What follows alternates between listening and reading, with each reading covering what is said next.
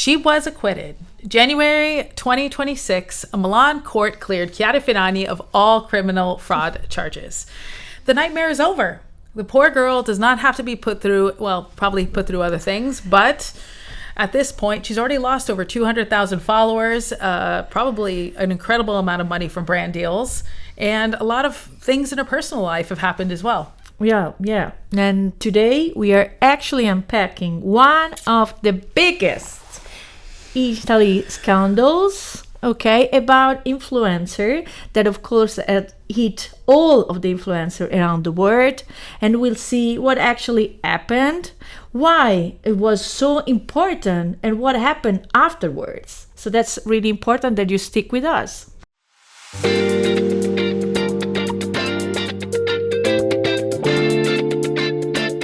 Buongiorno, welcome. I'm Georgette Jupi. I'm a native Texan living in Florence, and I am Valentina Dainelli, and I'm 100% from Chianti Classico e Chiantigiana. This is Two Voices, a podcast about truth beyond the Dolce Vita. So now let's go into the rise of Chiara Ferragni, who is otherwise known as the Blonde Salad, which I always thought was actually yeah, it was. I mean, I like it. I'm very into these kind of nicknames. Exactly. Actually. And she was 22 when she first started writing. And something a lot of people I don't think know about her is that she actually went to Bocconi in Milan, which is, it's one of the best Italian universities that you have. You can compare it to your Oxford, something like that for Italy. And I think by 2011, her website had around 800,000, allegedly, unique monthly visitors. And I think she started with her first fashion shoe company around then. And then it became enormous. Talking to 2012. Well, I can tell you something that I know for sure. When I was at one blog tour many years ago, one of the very first. Did you share a bed with somebody though? That's what I want to know. No, it was not that one. It was another one actually, and I was in this beautiful Tuscan castle, and you know that the princess made the coffee for me. So that's another story for another time. That's when you made it for later in life. But we are back in 2015. So she was very established. Yes, she was very established. She was the top. She was the best. We were all looking at her and how she was doing, and a post on the Blonde Salad, if you wanted to advertising for your brand, it was around 15,000 euros. 15,000 euros for one post in 2015. Yes. This, and just to kind of rope back into her rise, by I think mid 2013, she had around 1 million followers, which is crazy. I mean, I think I personally started using Instagram heavily around 2010, 2012, and my reached up to my 80 something thousand, but quality over quantity is what I like to say. She also had a full fashion brand. I think that the iconic eye logo cartoon, I'm not even sure because I haven't bought any of her products. Not my cup of tea, but yeah, we are not in Target. We are too old for this. Old, guys. We are elder millennials, which however, I can appreciate any woman that works hard and builds her own brand. And I think that especially, there's always a spotlight on people like her, and people want to find mistakes. And that's something we'll talk about a little bit more later. But she was named one of the top global influencers in 2017 by Forbes, 30 under 30 in 2015. And I think she at one point was at least making over 70 million in career revenue. So this is a powerhouse of an influencer who in Italy, everybody knows her name. I have to say, in where I'm from in the US, not so much. Really? I think there is. Are you kidding? They don't know. Maybe they know now because of the scandal. Yeah, but she was really popular in the US, at least. Maybe in fashion, in the fashion bubble, we can say. Exactly. I think that because we have so many other influencers or celebrities or celebrity influencers, it's a whole wild west of a world, that I don't think she was the first. I asked a lot of friends if she came to mind, and she wasn't as popular as I think people thought she was, at least in the US. I can stay with that. Although I am speaking from my own personal experience and friends, so it could be different. So back to Miss Ferragni's rise. 2018, she had a 3-day wedding. Because, of course, why not? Yes, why not? And actually, she had a very beautiful wedding in Sicily, in the Noto town of Sicily, this Baroque, jewel that we have in South. I've been there once, and it is truly incredible. So she married, as if you know her, you probably already know, she was married to Fedez, a very popular...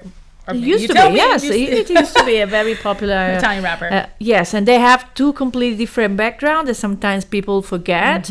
He was not born from a wealthy family. He was born in the streets of Milan. And he always had that vibe, right? Kind of like, I come from the streets, you come from privileged Milan, upper class world. And I think it was a little bit like bad boy, privileged girl. He is.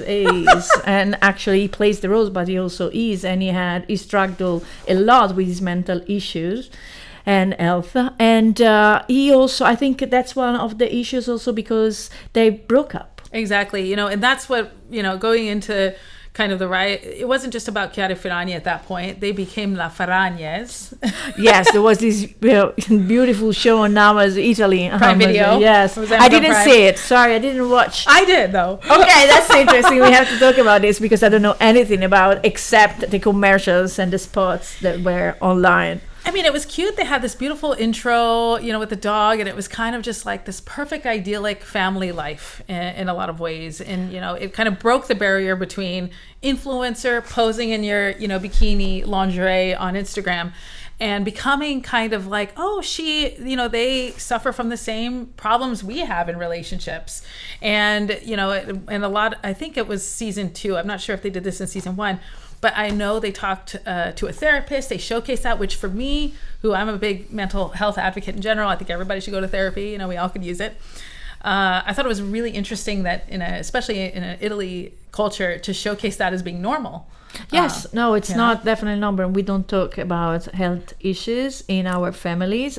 So what really is something disruptive and innovative, we can say, in communication in general. Both of them, they brought to Italian way of communicating families and relationships and a lot of innovations. Yeah. So that's really important what they did. And they had two adorable children. They got a dog later. And the thing is we don't really know these people, right? Like we can talk about them all day long. This is another thing about parasocial relationships in general. And you could say, they put themselves out there, but that doesn't mean people don't deserve humility and respect and not to be judged. I mean, that's just a personal feeling of mine. But the show, really highlighted a lot of differences between them. I mean, they had a very Billy Joel Uptown Girl. I don't know if you ever heard that song. No. Uptown Girl, about his relationship with Christy Brinkley. It was the same vibes of really makes me look old quoting this. But they just had this kind of thing where he would be quite annoyed at her sort of like being this bubbly extrovert and wanting to do all these things with friends and family, and he was kind of like moody but supportive. And your girl Georgette was already like, some red flags. Yes, some red flags. That's what I was about to say, that probably too many people in that relationship. Okay, I think there were too many friends, too many people around. Yeah. But of course, that's her life. That's a way of living her life. But I think it's a big problem, especially when you have issues and you have already 5 people around. So there are too many. Also, when your whole life is the brand. Yes, definitely. Because that's the thing. It almost felt like there was no privacy, that everything was up for content, whether it be the children, whether it be their day-to-day, whether it be their apartment renovations, and it was kind of like, watching it from the outside, I was almost amazed that they were sharing so much. And I'm a chronic oversharer in a lot of ways, but... That's also another level. 1 million followers versus tiny little micro world. That's another shift that they, put into the market and into the communication. From then, we've learned to overshare. Exactly. We overshare. We are oversharing. Fine, it feels like everything. you have to. Yes, exactly. You have to overshare. And because of them. They were the first. So let's talk about the fall. We talked about a little bit of the rise, and now we got to talk about the fall. Valentina? Well, it's all about a pandoro. I don't know if you know what's a pandoro. We need to explain the historical food context. Of course. Yes, of course. We always in Italy we have issues related to food. Ma We certo. can say about. Good We idea. can definitely say it. And so a pandoro, it's a special cake that we have in Christmas time. Okay, and we have a lot of big brand company, famous, that they work with. They started working with influencer. Chiara Ferragni was actually one of the first, but in past times there were no social media, but we had ambassadors that were the same. Okay, like actors and other people. So what happened in late 2022? She partnered with this huge company that is called Balocco. And to sell a branded pandoro for Chiara Ferragni, It was but pink, with pink powder. yes, Pink, of course, was pink and with the high. She likes she likes her I like- feminine style. I'm very much into pink right now, so I'm, as I say, always like. I mean, Picasso had the pink and blue. I'm still in my pink period. You're in your pink period, I get yeah, it. so that's like that's that. it. And they made this pandoro, but what was important it was that it cost 11 euros. There was a lot of money for a regular pandoro because this generally, yes, for this brand, Not an artisanal pandoro that you find No. at a forno. no, generally, so you can generally you pay a pandoro from 5 to 7 euros. This was in 2022 11 euros or euros already, and it was because a part of it, of this price, was going for charity to support a pediatric hospital in Italy. There was Regina Margherita. So that was also what you were buying. You were supporting a charity in fundraising. The way that I think the way that it was worded in the initial post was that, right? If Yes, I'm buying, definitely. if I'm paying extra money for this, pink powdered but normal pandoro, then I expect that difference is going to go to There the was charity. also the fact that on the pandoro, the Italian way, you you just put the sugar on it, but then you had the eye to put on it, and the sugar was pink. my So gosh. there were There was more elements. Yes, there were a lot of elements beyond charity. We have to say that they did a very good job in branding Yeah, they and did. in in the gamification of this pandoro thing.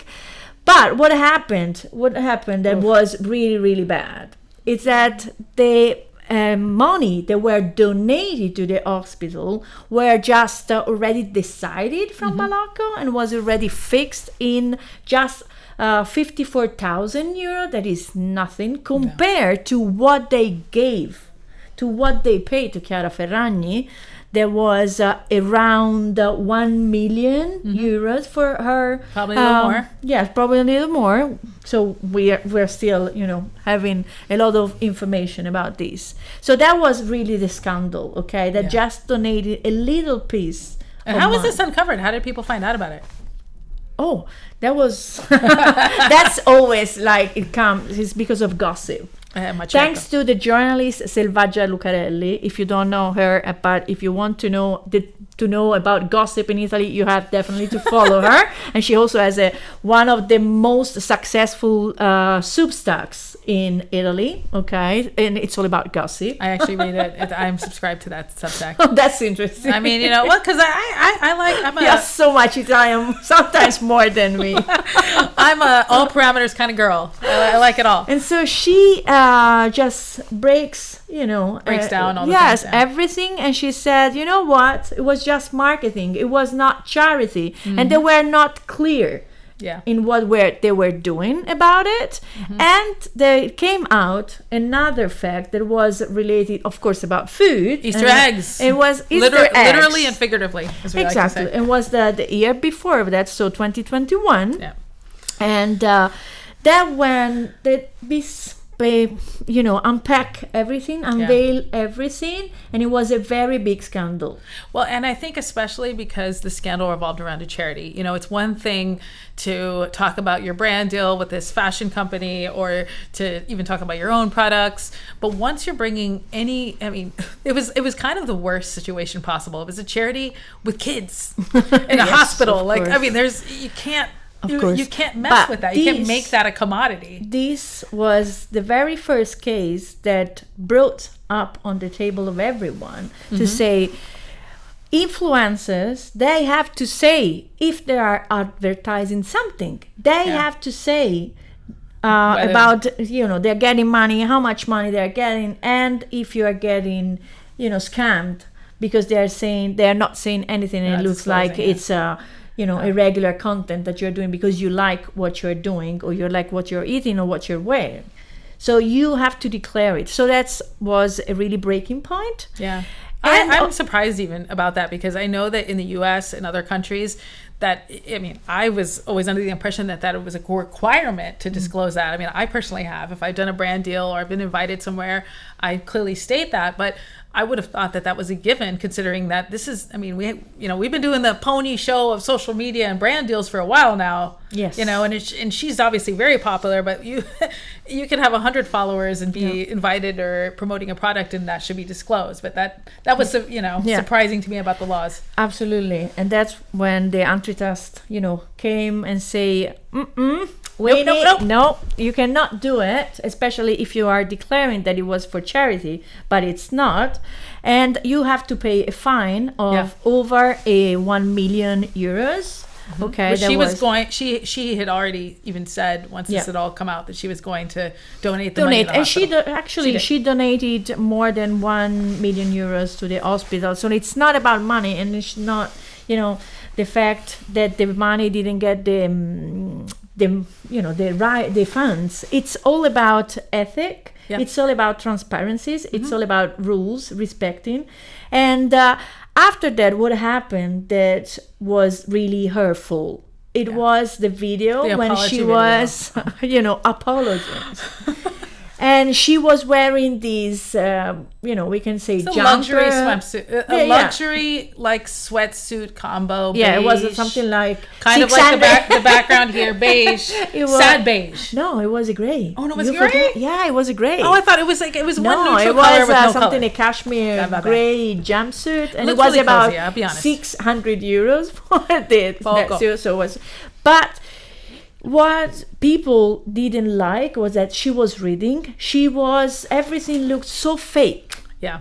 She wasn't really apology. Yeah. She was just saying, "Oh, I'm sorry," but she had a script. Yeah. And people feel like, oh my God, she's just faking it because she needs to do it, but she doesn't really care about it. And for most of the people, there was, the fact that they were looking for, because they wanted just to blame her for something, because she was a woman, she was blonde, she was successful, she had married to a successful person. Yes, she had plenty of money. She didn't, had to relate on other people than herself and her beauty and her personality, and so people was just waiting for this one thing to fail. Yeah. And she did the worst thing that she could do, of course. Is that apology? Is that apology? Yes, and and I will say too, I have a background in what I studied in college was a combination of political science and a PR and communications strategy. But my kind of specialty was crisis management. And I really enjoyed that, because I thought because I think for me, I just feel like if something like this happens, because clearly so much of it is about the contract deal, not doing the due diligence when it came to making the deal, because that's what she was saying. She was like, I didn't know. She was kind of playing that card, and of course somebody with a team as big as hers, I'm not assuming she's looking over every single deal that she's doing. However, your contract is something that you sign. You are personally responsible for. The second your name is down it, that's on you, no matter who, manager, assistant, husband, person is looking over it. So I think that if you acknowledge that you're a human being, you make mistakes, and that you truly care about the impact of this beyond the journalist leaking the story, that comes through. It was just what we perceived was just that she was faking it. Exactly. She wasn't really ashamed for what happened, but she was just something that happened because I miscommunicate with my team. I mean, a part of me just believe it, that they were underestimating everything. For sure. That they were like, oh my God, yes, we can definitely, rise up again. Yeah. But they didn't, they weren't able to understand where we were and how people were perceiving it, and they were just breaking it with the trust that people were putting into her. Exactly. They were looking, as you said before, they were looking, I felt this personally. I haven't, her content is not really my jam personally, but at the same time, I don't know her. I think that what you see online is not always what you see in real life, obviously. But I think they were looking to take her down as well. And but her mistake was super massive. I mean, I couldn't believe that somebody with that level of influence, money, and power could make such a mistake. It was almost shocking. And then couple that with like the Easter egg, it just shows me how much of a Wild West this world really is. How people still don't know a lot of the kind of deals that go on. And at the same time, I just think saying everybody's terrible in the influencing world is not great either, because everybody's scrolling their phone. Like, unless you turn yourself off social media, you're part of that. If you're watching that, you're part of that. So, and it had such a impact impact, the amount of money that, she lost. She lost, and her deals, her brand. I'm not even sure what's going on with her brand in general. I mean, we can just say that apart from the 200,000 people of followers that dropped her just in weeks. Yeah. She also lost a lot of money. Yeah. But a lot, because her company didn't get very well for it, and she had to change, people inside her team, and the CEO, the CFO, and everything. And if you think about one of the latest actions she did was the candles. Yeah. These super expensive candles for your karma, to clean, to heal, whatever. And it was a real She had to line a lot of those for herself. Oh my God, yes. And it was a real flop. Bad timing with that name. Yes, everything is a bad timing, because she never rised again. She always, got stuck at that moment, because people wanted to see a change in her life. Yeah, maybe you're right. In her attitude, in her personality. Instead of posting like it was like which is fine. You can do whatever you want. Of course. But they wanted to say, okay, you did a very big mistake. Yeah. Okay. But let's see how you've evolved, how you've learned from this mistake. But she didn't. I mean, and that's why I think she will never again gain all these followers, all these people, because they are they are just tired of this. It kind of goes into the world in general. And I was going to say too, if you want a really interesting 51, I think she has 51 parts on TikTok. There is her name is Eva Calvani, and I think on TikTok her handle is who's this diva? Deva. So fun name, but it's Eva_Calvani. So she has a 51-part series on Ferragni's and the scandal, and she really goes into super detail. So I really enjoyed listening to that when I was in the car, learning about the story and things like that. So, and again, as we should say, she was acquitted in January 2026. She paid the fines, and she's lost a lot of followers. Unfortunately, her marriage has also ended. Yes, I would like to say something about the marriage and about the timing, okay? Because at the very beginning of the story, she was the, let's say, the bitchy one in the relationship, and it was the poor, man who was left alone with the kids and everything, because she was always out. But then, when the Pandoro Gate happened, and just after the very first actor that was saying she is guilty, the story changed completely, and it came out that he was having a lot of different affairs. He was not into getting into their marriage. Surprise, surprise. Surprise, surprise. But I was really, really amazed about the timing. It was like an agreement. Even, after the end of the relationship, they had an agreement on, okay, now this is my time to be the one who's the little guy, and now is your turn, because you need to get love, from people. I don't know, but I always felt this thing. Okay, Valentina. So now that we kind of discussed Rise, Fall, very general, obviously you can deep dive if you look it up. And it's an interesting story in any case, whether you're interested in the world of social media or not, because she's such an important figure in this sector in Italy. Has the whole acquittal changed how you feel about this whole scandal and story as an Italian? Like, what are your thoughts? So, as I said before, it's something that people was looking for, but also something that we as Italian, we felt, betrayed by her, because we gave her trust, we gave her following. We were following their love story, their, business. I mean, I was one who was looking at Ferragni saying, she's the trendsetter. Do you want to know where Instagram is going? Just look at Chiara Ferragni. How much do you have to post? Just look at Chiara Ferragni. Because she was the one who was setting the new rules on how to be online.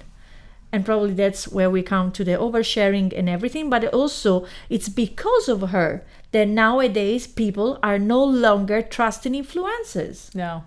That's something I think it's a big issue, especially with very young people, that I'm teaching. And I'm teaching to students around 20. And they don't follow influencers unless they feel the truth, about what they are saying. When they see that they are selling too much stuff or they want to advertising too much, they stop following because they are tired. They are fed up with all this advertising. Yeah, and I think too, in a lot of mistakes that I think, and I understand it's part of the game when it comes to brand deals. Is we that all you get have really to pay excited. bills. We got to pay our bills. We got to pay our bills. We got to do what we got to do. For people like Valentina and I, we have other jobs beyond what we do on social media. Thank God. But I don't think I can do that full time. I'm not a good influencer. Me neither. Sometimes people refer to me as influencer and I cringe because I'm like, no, man, I don't want to be referred to as that. Like, I've been working. We discussed this many times when we decided, not to, for example, accept different collaborations that we were feeling that were too cringe and we were not. Hence why we're poor. Yes, absolutely. That's why we're doing this for free now. But I do think there was a quote that I had heard about the Ferragni thing that I thought was really interesting by this Lucarelli character, who basically just said that she, doesn't think of Ferragni as a criminal. I mean, but as somebody who just didn't understand how big she was getting and the level of influence, which I think a lot of people have. I've seen so many scandals with different influencers from all spectrums where I agree. On all different platforms too, whether it be YouTube, whether it be podcasting, whether it be on social media, but just kind of those moments where I don't think they realize how seriously people take everything that they say or do. And this, hence why there's a backlash, Maybe too much sometimes. They take things too much seriously. But yes, I agree with you that we don't have the consciousness.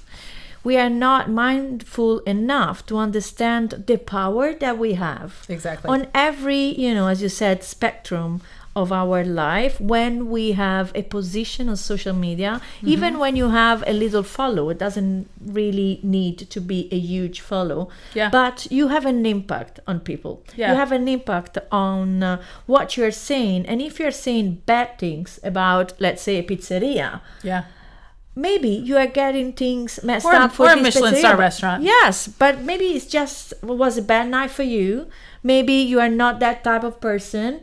There are so many factors that you cannot blame on the others to be a bad experience just on top of everything. Maybe you have to look inside you and say, maybe it was not my best day, okay? Maybe it was not my best pizza. Yep.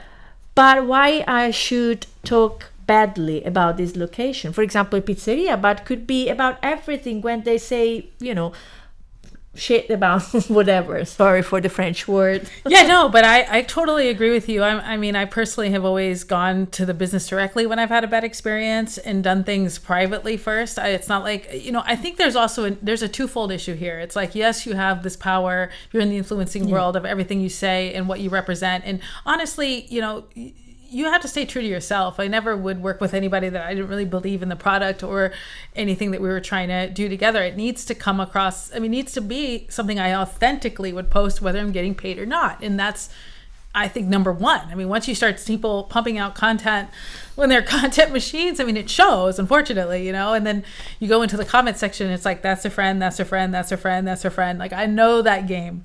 And I just feel like, we live in this world now where people, it's really hard to understand where to get information in general, and to fact check. And this is a problem we're only going to see even more. We've all seen it. Definitely. And I definitely feel like people are really, looking for authentic conversations. They're looking for things that come from the heart, but we have to also realize, because I noticed this with Threads. Do you use Threads? No.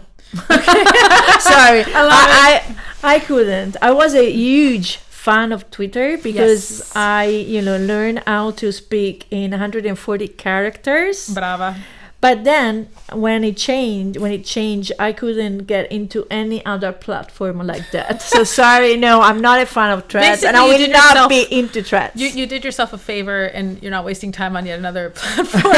But something that I have noticed in the past couple of months, it's probably clear for so many other people, and something that I just noticed is that there is this incentive sometimes for influencers or writers or whoever is talking on the interwebs to kind of throw some controversial statement out there or say something to get a reaction. And it's kind of almost like a playbook, like, I'm going to say something, it's going to, my hot take.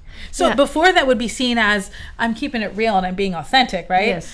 And at the same time, when that becomes hot takes about everything, my opinion about everything, this is the truth, I don't know. Then I start to think it gets messy too. In this case, I can say that we can not only blame people that are doing this, even if I don't like these practices, I don't like hooks, I don't like all this marketing stuff. They're really, really far from my way of being and acting. But it's because of algorithm. It's because of how platform changed, that they have to do this. They have to must do that to get views. Do this. Otherwise, they will disappear. And it's incredible. And we can only blame ourselves, but we can blame the algorithms. Mm-hmm. And because people are paying bills with these things, they need to be on top of the algorithm, and they need to be in the trends. Yes, trends, controversial. They need to have engagements. They need to have comments. Otherwise, they will be disappearing in just. And I think for me too, and it's just, again, a personal thing, feeling, opinion, is just simply that, when you're kind of, for me, there's always humans behind the computer. Yes. I don't look online and just think of random strangers, even though they mostly are. I think there's a person behind that screen. What have they gone through? What are they going through? I'm careful for that reason alone, because if I have a real problem with somebody, I'm not going to do story time on TikTok and reveal a plethora of personal information.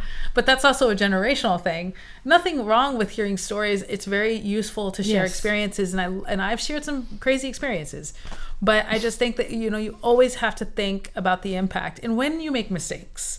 Because in this case, she made a couple of massive mistakes here. Yes. You have to take full accountability. And without having that script ready with, okay, but then I'm going to give money now to the charity. It's just, the first step is just saying sorry. Sorry. I made a mistake. I am sorry. That's it. You don't need to, over communicate, say too much. Exactly. Just say, mi dispiace, ho sbagliato. I am a human being. Yeah. That's something that we forget. I didn't read the contract entirely. I relied on my, don't throw somebody else under the bus. It's your company. It's your responsibility. You just have to take full accountability. And then later on, and of course, this is also really complicated. There's legalities that are involved. After this scandal happened, there was a new association that was formed for influencers in Italy who have over 500,000 followers who have to kind of register in a platform. It was a big issue for all the influencers around the world, even though that they were living in Dubai, that they're all moving into Dubai when they are Fufaguru. At least that's what we say online. But you had to register and you had to certify that you are an influencer. When you are making advertising, if you are not, you are getting fined for this. So you have always to put collab, ADV, or if clearly too. Absolutely. It cannot be, because I notice a lot of, I'm not going to obviously name names, would never do that here, but don't hide it, tiny little one, over here, and then I'm going to put it over there. And to be honest, there's a lot of influencers, even here in Italy, that don't put that don't disclose it. Maybe we're invited to the same event, and I'm like, all you have to do is, and be clear.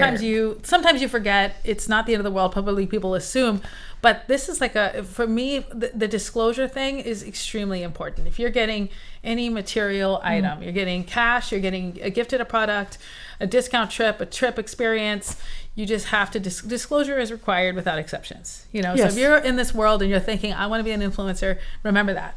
And don't be scared of that, because honestly, if you are doing the right thing and this is a brand or collab deal that aligns with your values and is something that you stand behind, people will understand that. And I've said that before. I've I've worked with this company, but I've always been very transparent about my life. And I'm like, but that's what matters, is you have to just be honest and not go, I live this luxury lifestyle, but it's all gifted, but I'm not really telling people that. That's weird. That's weird. I agree. I mean, it's all this all creator economy. It's just everything is weird and cringe.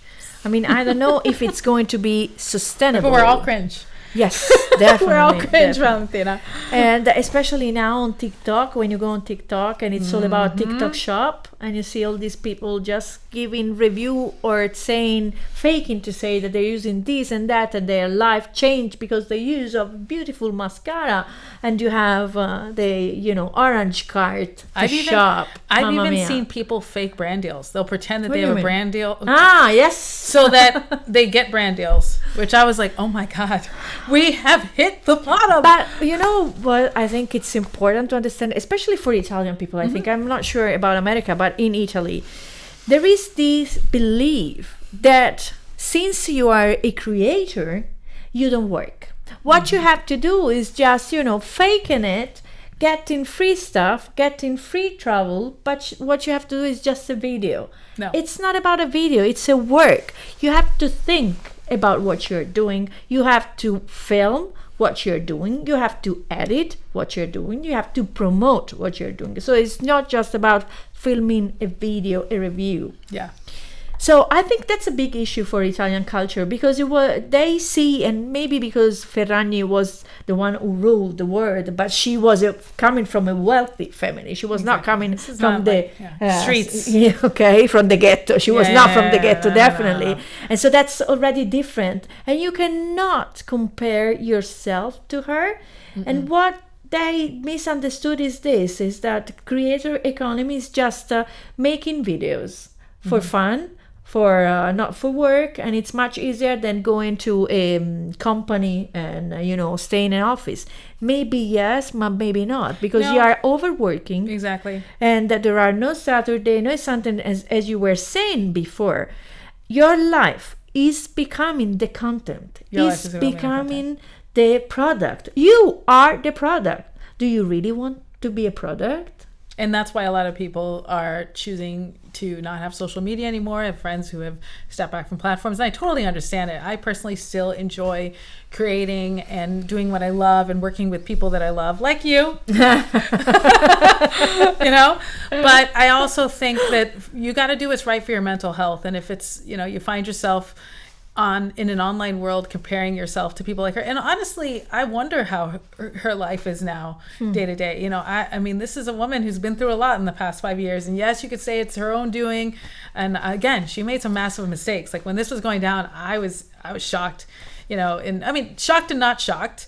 But I just thought this has legal implications. I mean, there's fines that have to be paid, and it's so massive on so many different relationship. Levels. Can you imagine losing your, going through a divorce, having to deal with this with your children, and having to make decisions based on that too. And so I have a lot of empathy in that sense, even if I think, okay, you should do things the right way going forward, and maybe she'll have that moment, and maybe things are in the works, who knows. we're all human at the end of the day. We are Nobody's all perfect. human. Yes, Nobody's I always perfect. say that. Don't, I think the moral of the story here is to not mess with pandoro. Don't mess with Italy's Don't mess Christmas with cakes. food in Italy. That's the main rule. You can mess Don't with everything. mess with food in Italy. Well, especially Christmas cakes. Pandoro, panettone, Easter eggs. C'è un tema qui. Absolutely, there's and a that's theme. where this society, the Italian society, divides. You are either the team of Pandoro, either the team of Panettone. This wouldn't have happened if she worked with panettone. Oh my God! They would never have allowed this to happen. Okay, Yes. I'm just kidding. I'm it's a serious topic, but I definitely feel like there's a lot to we could probably talk about this in the influencing world in general a year from now, and it could be vastly different. Yes, I think everything will. I mean, not everything, but many things are going to change For sure. in the next year. Also because there are a lot of AI created content. And AI creators. Oh my and God! And AI influencers. Yes. This is something so we need to talk about another day. People are, overstimulated, overboard about all these crap contents or slops. Yeah. Slop. AI slop, yeah. AI slop, if you prefer the technical word. So something has to change. I think we need to change how we approach, social media, how we approach content creation, how we approach AI into and also our maybe daily how life. we approach each other. How do Yes. we respect each other? How are we communicating with each other? Are we a horrible troll on a Reddit thread or one of these? There's I don't know what the name of it, but there's definitely this a website that like trolls influencers or kind of goes into really? apparently I have somebody told me about it. I actually didn't go into it because I hate stuff like that, but it was just like, again, are we really going to do that? Like, we're going to go in there and talk about people in their posts and their looks, and it's just like that. You go to therapy, please. Yeah, what's the problem? So I think I have a great hook to explain something about Italy and about culture. You have to think that in Italy, the gap about social media and the use of internet was just filled during COVID for most of the Italian people. Yeah. So we had this Especially very, TikTok. very big digital divide in Italy that was filled in something like 50 months. And all those people they don't have the ABC to stay online. They don't know what's an etiquette. And maybe How don't know you how to have to. verify the information And and they see don't if know- it's factually correct. And How to behave because they are not used to, and because there is a screen, they think that that's not life, that's not their reality. So that's a big issue, and it's a cultural issue that I think should be fulfilled from the administration, from our cultural point, because most of the trolls, if you look, are our age or just older than us. yeah, there's a lot. Most of Yeah. the bad comments you see on Facebook oh my especially. God, Oh my on motherhood, gosh. for example, are Yeah. coming from over 50s. Yeah, I noticed that too. And that's terrible, but Yeah. that's because of our culture, and that they were not acknowledged how to use it and to tell them that this is real life. Well, and they don't realize the impact. I mean, I remember seeing something, and this was an Italian post about, again, we live in a beautiful, wonderful Renaissance heritage city, and people love to drag it online about everything and anything. And anytime We anybody are posts, master in blaming, you know that, right? Ma certo, Machiavelli is from Italy. So I get it. We're evil in a different way in America.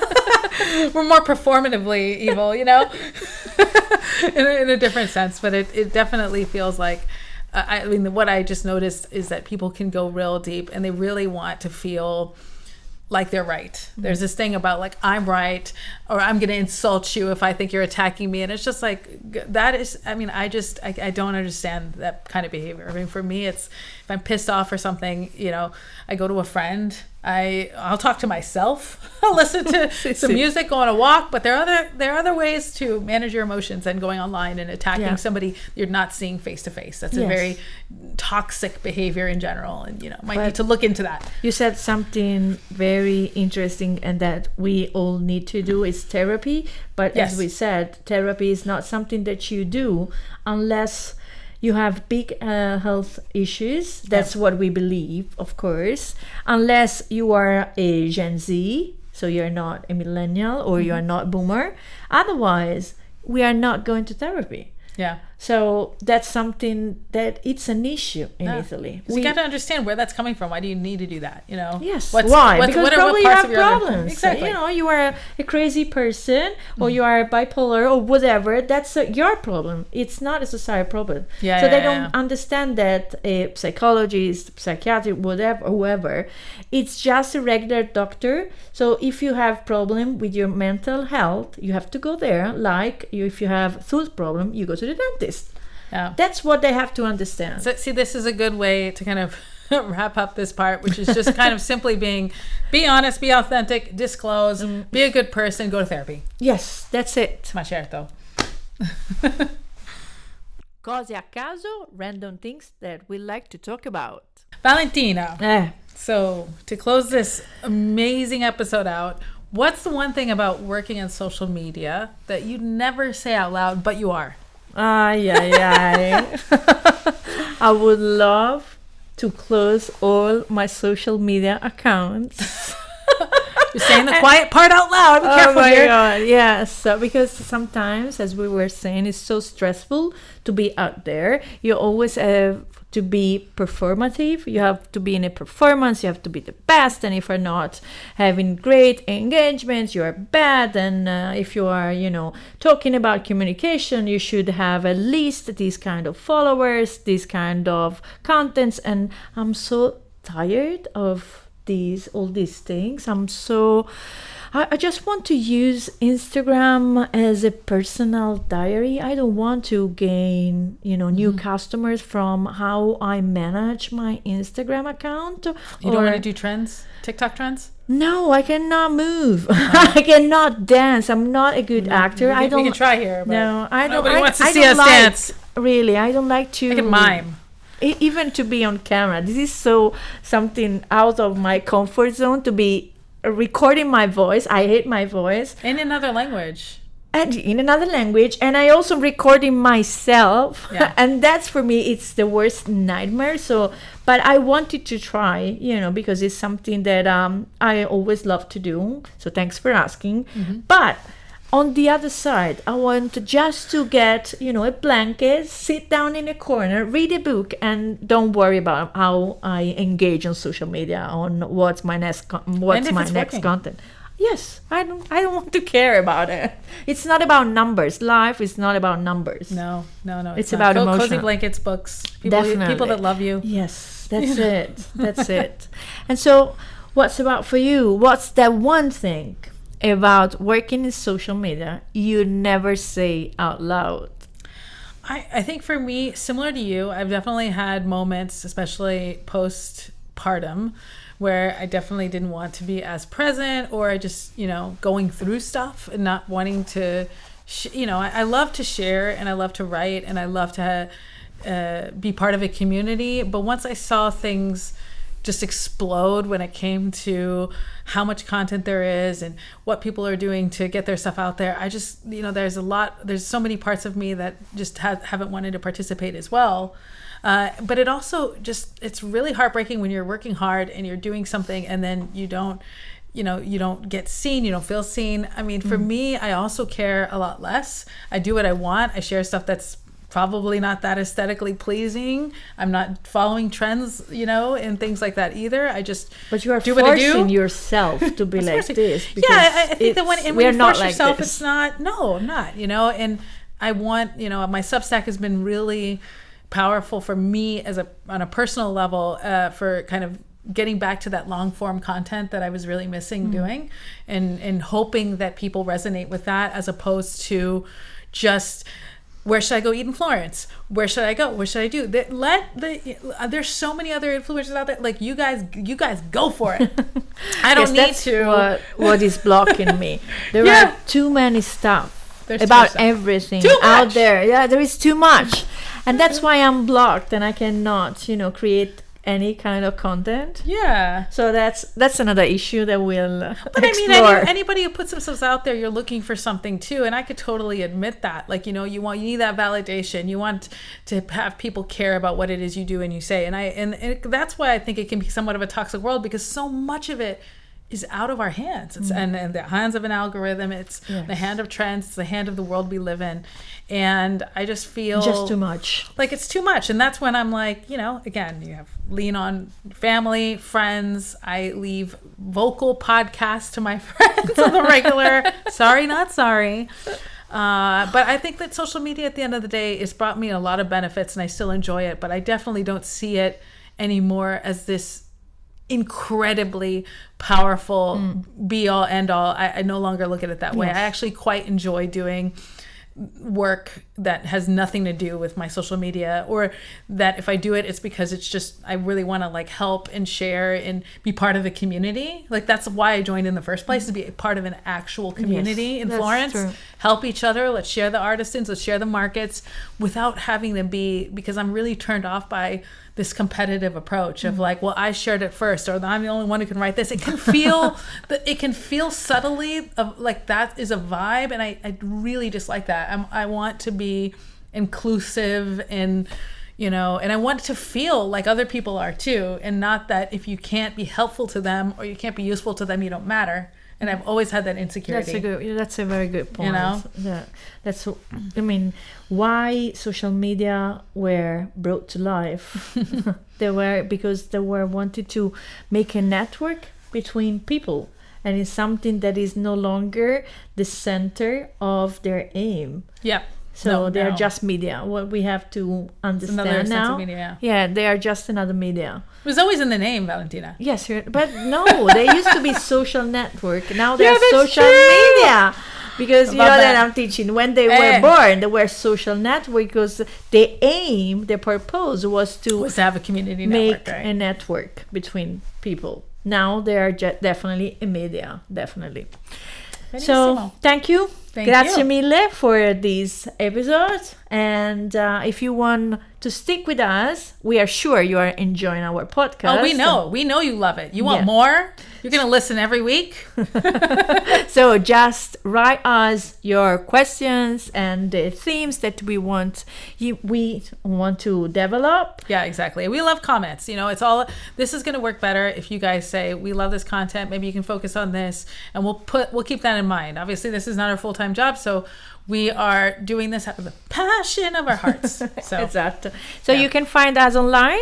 Just follow Too Much Tuscany on Instagram, especially my stories, because I don't post that much right now. Stories are where it's at. Stories and DMs, right? Exactly. And follow Georgette on her Substack. That the name Georgette is Juppie. It's Georgette Juppie Substack, Honest Conversations, or on Instagram at Girl in Florence. I know I'm more of a woman now, but I like the name Girl because I'm a girl and I'm 20 inside. Of course, 80 or 20. I always say I'm either 20 years old or I'm either 80 years old at any given moment.